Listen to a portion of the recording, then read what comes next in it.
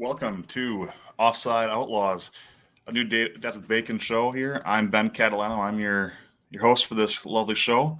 What we're doing here is we'll be going through the world of soccer as a whole. I mean, I fully admit I'm far from an expert. I just enjoy the sport. I enjoy watching the beautiful game. It's been a passion of mine. It's developed over the last 11 years. Believe it or not, started with me waking up in the morning with my daughter when she was a baby and just watching Premier League soccer on NBC, and which led to me picking my squad here with Spurs. But with that being said, I know there's a lot more of you out there who also enjoy watching soccer. And of course, there's plenty of leagues for us to watch, both here in the States as well as around the world. And then the name of our show, I think, goes without explaining for those who are soccer fans. But, some people think that we are a little bit out of our sorts to be talking about soccer as Americans, but we feel differently. And, of course, we also know that the American Outlaws, we are the fan core for the men's and women's national teams. So with that being said, I just wanted to kick off a little bit and here go into the week that was. Is going to be a typical area we'll go through every week to kind of look at what happened and what stood out to me, what stood out to our guests. Let's have some of you on at some point, as well as some other the dads with Bacon that have joined us in other shows. Just discuss our favorite clubs as well as what happened that particular week with their club.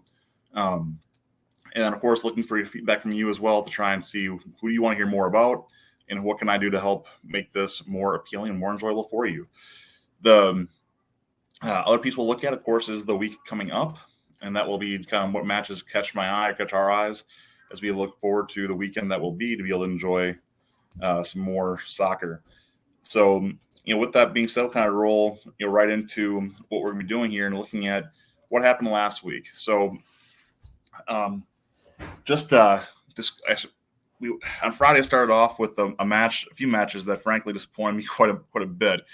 In Bundesliga, I tend to follow Dortmund, and they're off to a horrible start compare what they looked like last year. This time, drawing with Heidenheim 2-2 just really is kind of kicking the shorts at this point, and now they're sitting mid-table. Where last year, felt like we had a chance to finally overcome Bayern. And just looks like we're off to a horrible start here again, which is just hard to swallow. In League One, I tended to follow Marseille, and they also had disappointing showing against Nantes with another draw there, 1-1. One less disappointing result, kind of fun to watch, unless you're a Luton Town fan. But West Ham, for a brief shining moment there, at top of the table in the English Premier League after their win 2-1 at Luton. So it's kind of fun that West Ham is not a club that gets a lot of attention. They're kind of that that second or even third tier sometimes, and as far as the London clubs go. So seeing them do well, it's kind of that, like, if it's Arsenal, I'd be a little bit angry, but seeing as West Ham, I'm kind of like, doesn't bother me so much. So for now, go Hammers until you play Spurs, and then hope you lose terribly. In La Liga, I saw Cadiz win 3-1 against Villarreal, and then in Serie A, Sassuolo 3-1 over Hellas Verona. And yes, guys, I'm not perfect at pronouncing or enunciating, apparently, pronouncing all these teams or clubs. So please, by all means, help me out, and I'd be happy to keep getting better as we go. And of course, another one that struck me is Roma losing 1-2 to AC Milan. So, Friday started us off with quite a few big matchups right away there. We went into the weekend. We saw a lot of really high scores. You see a lot of clubs scoring 5 goals in matches, which is I don't remember seeing a weekend with quite this many 5 goals put-ups. And I guess to clarify here as well, I won't go through and bore you guys reading through a list of scores from the weekend, but I will kind of highlight some of the matches that stood out here. And again, I fully admit I have my bias to the teams I like, but I'll be happy to tailor more to teams you guys want to hear more about as we keep going on. So please, in the comments, mention who you follow, and I'll be happy to address that as well as we go further. That being said, 5-2, Spurs came out and just smacked Burnley. So it's great for me to seeing Spurs playing Spurs football again, attacking, pressing forward, keeping possession, passing well.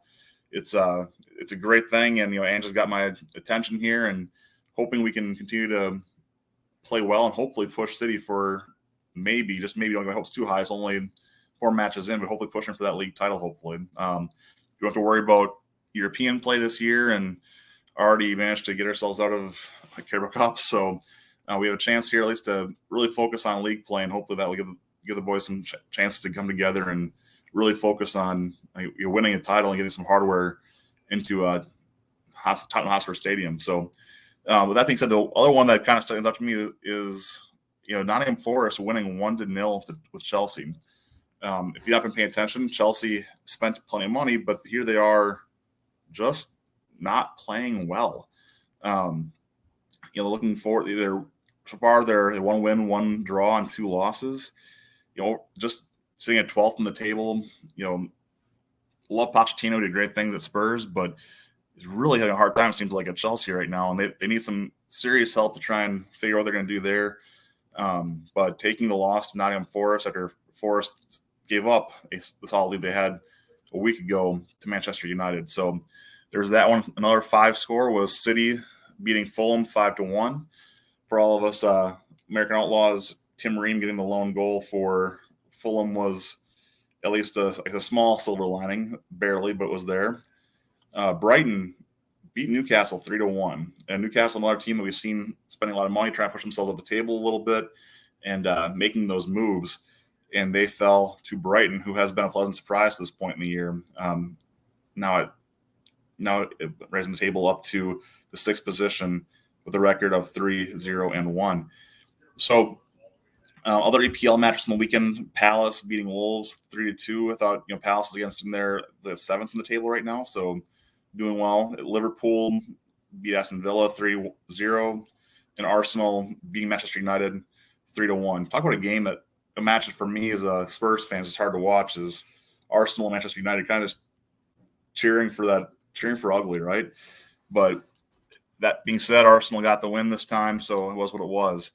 Going to Serie A, I get to talk about my team I follow here, and that's Napoli. They lost 1-2 to the struggling Lazio club. Inter won 4-0 against Fiorentina. Juventus won 2-0 against Empoli. So just kind of going through here again, guys, is looking at this, it's going to be – I have my biases. I definitely do. I said I'm a fan, not an expert. And so I'm doing this as a way to try and help us go through it. And, Napoli had a great year last year, hoping to see them continue to build on that a little bit and kind of hopefully start pushing harder to being consistently top of the table with Juventus and Inter and AC Milan, who have been really the headlines the last few years. You usually can include Roma on that, but, they're also struggling right now. Moving to La Liga, we saw Real Madrid win 2-1 against Getafe. Again, forget that pronunciation. Alaves won 1-0 against Valencia. Barca with a 2-1 win over, I can't even try to pronounce that one. And then Athletic Club and Mallorca drawing, which is kind of disappointing for Athletic Club, as they had a good start to their season. And then the result that wasn't a result is seeing a rain out in professional soccer, with Atletico Madrid and Sevilla being rained out. So disappointing, I think, for both sides. Perhaps Sevilla, as they've been starting out so poorly, maybe they can get that match rescheduled and Sevilla will be in better form for that future date.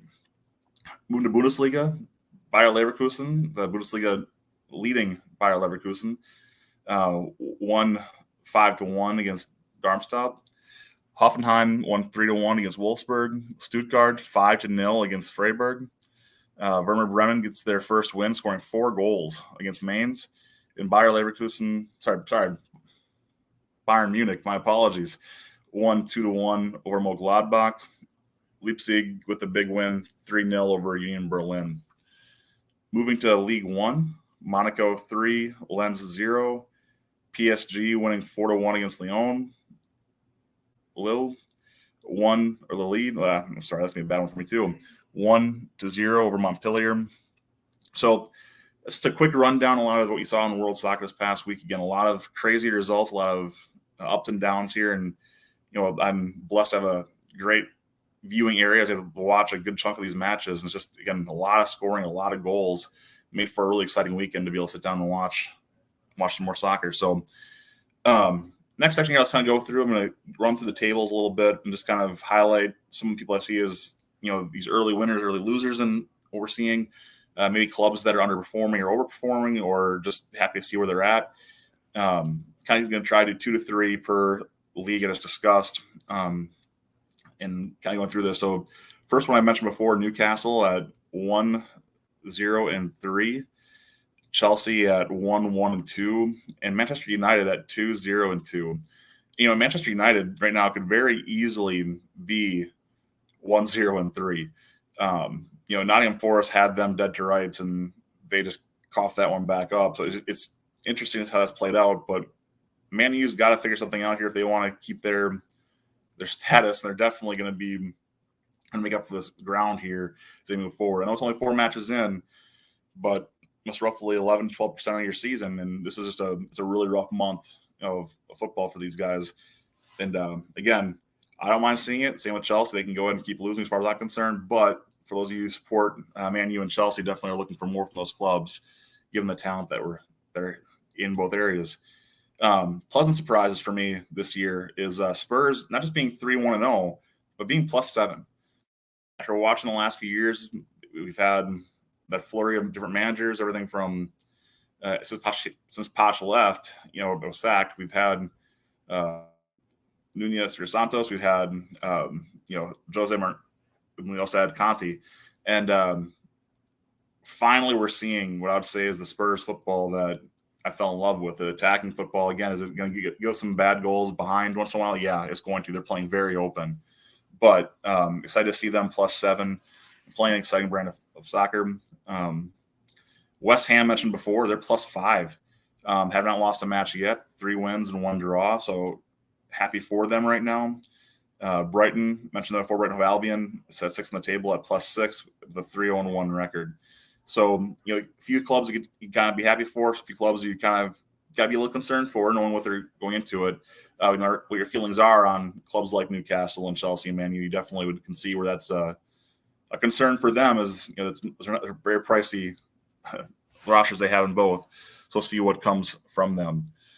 Going to La Liga, Sevilla, they started off with 3 losses. If you follow the sport, Sevilla is typically a very competitive team in European play, and here they've not won a match in league play. So interesting to see that. Villarreal, another one, is consistently in the European, at least conversations at 15th on the table with only 1 win, and facing also with 3 losses with a -3 goal difference. So again, those 3 losses, obviously the goal differences each of those, but it's surprising to see both of those. I guess the pleasant surprises for La Liga right now is looking at Girona +5 at 3-1-0, and then in the 5th place on the table, Athletic Club at 2-1-1. So, and I guess what I can do too, if you'd like, is let me know in the comments, please, is, I can go through a little bit. And if you're trying to learn more about soccer through this conversation, through the show, I'm happy to give more of a rundown on clubs, their personalities, kind of what we see and what their reputation is, who are the favorites. Maybe you know, maybe you don't. And I think one thing we see in soccer across, especially in Europe, is a lot of these leagues really do resemble what I think you see in college football here in the States. You have clear, heavy favorites, but you get that Cinderella once in a while. You get that one that kind of just catches lightning in a bottle and makes that big push run to maybe find some hardware. A la UCF would be probably my comparison for Leicester City a couple of years ago when they actually won the Premier League.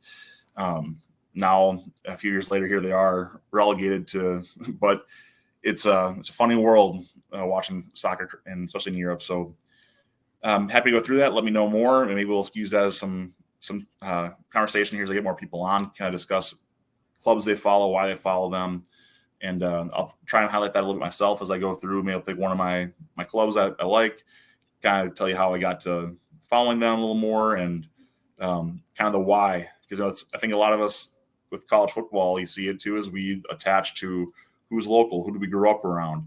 Well, let's say it's all alma maters for us, but we also all know it's, and here I am in Wisconsin, we all cheer for Wisconsin, even though a small fraction of those of us actually went.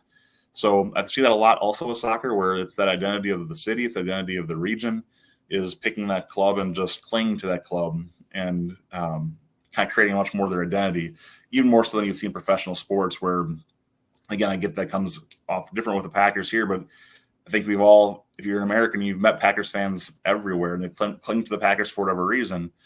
But it seems like there's a little bit more of a stick especially in European soccer, to my town, my team, and that ownership that goes with it.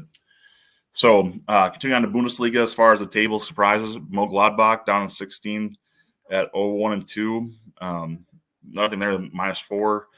Köln is 0-1-2. And then Dortmund, my German club I mentioned before, really, really playing poor football right now. Look disorganized. They're struggling to finish.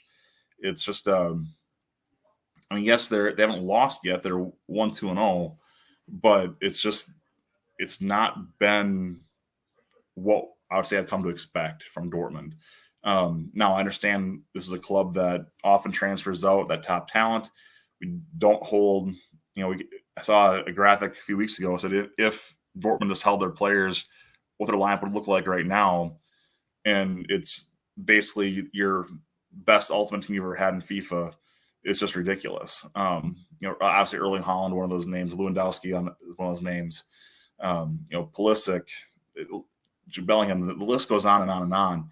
We can look at, and it's just if they just held their players, what Dortmund could be. And again, disappointing last year, coming off of what just fell apart down the stretch run. But we'll see what happens the rest of the year. But on the flip side of this one, Bayer Leverkusen +8 at 3-0-0, Stuttgart +6 at 2-0-1, and then Union Berlin at 2-0-1 as well. A few surprises I saw with Stuttgart in third position and Union Berlin at 5. Again, I know it's early, but worth calling out these moments when these teams have a chance to kind of be in positions we're not used to seeing them in, and kind of winning that first month of the season. Serie A, going down to Italy, Roma 0-1-2. Just a horrible start for Roma right now, in a club that's usually very competitive, and they just are struggling to get things done. So a lot of work to be done there. Udinese in a similar boat, 0-2-1. And then Lazio, unfortunately, just mentioned before, beat Napoli this past weekend. It's their one win, but they had 2 losses prior to that. So curious how the 2 big Rome clubs will fare going forward, in Lazio and Roma, and see what happens here. Then Lecce is in 4. Kind of a surprise for them, 2-1-0 at +3. Atalanta +4 through 3 matches, 2-0-1. And then not that Inter's ever a underdog, but Inter's on top of the table right now, 3-0 at +8 after 3 matches. So I'll give them their flowers where it's due. Again, not a team I cheer for by any stretch, but definitely can appreciate what they're doing right now, and worth recognizing where they're at.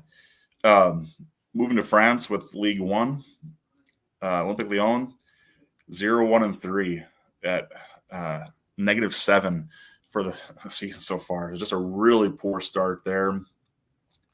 And then kind of looking across the table, there's a few clubs, Stade de Rennes, Stade de Rennes, and Brest, that are all in that top half of the table. I'm not necessarily sure they're going to be able to hold that, but they're there for now.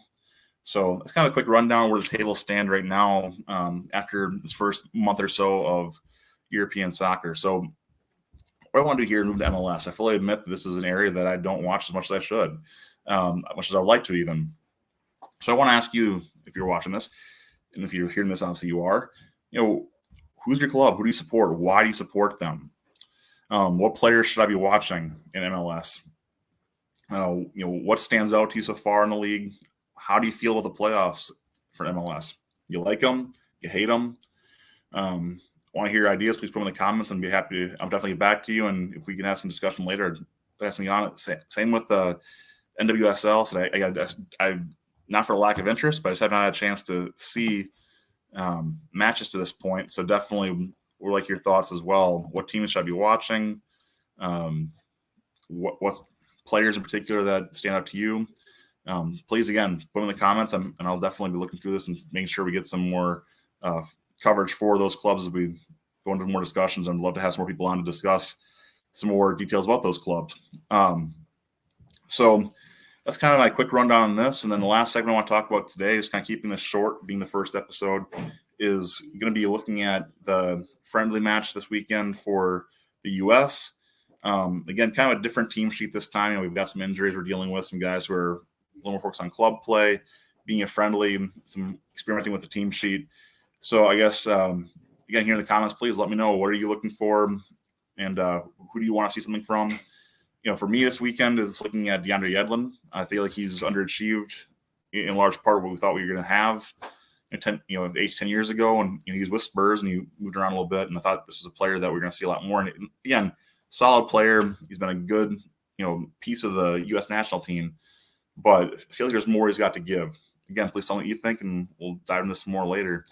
But guys, I'm just going to go ahead and call this one a little earlier than I'd like to.